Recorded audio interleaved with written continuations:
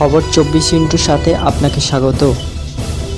নতুন নতুন খবর জানার জন্য আমাদের চ্যানেলে চোখ রাখুন। নমস্কার দর্শক বন্ধুরা, স্বাগত আমাদের এই চ্যানেলে। বাংলাদেশের অস্থির পরিস্থিতিতে ভারতে অনুপ্রবেশের আশঙ্কা বেড়েছে। হাসিনা সরকার পদত্যাগের পর বাংলাদেশের অন্তর্বর্তীকালীন সরকার গঠন হলে সীমান্তে নজরদারি এখনো বহাল। কাঁটাতালের কাছে মাঝে মধ্যেই ভিড় করেছেন বাংলাদেশের বহু নাগরিক, তাই নাইট ভিশন ক্যামেরা বসিয়ে বাড়ানো হয়েছে নজরদারি। শুধুমাত্র স্থলপথে নয়, জলপথেও নজরদারি বাড়াচ্ছে ভারত।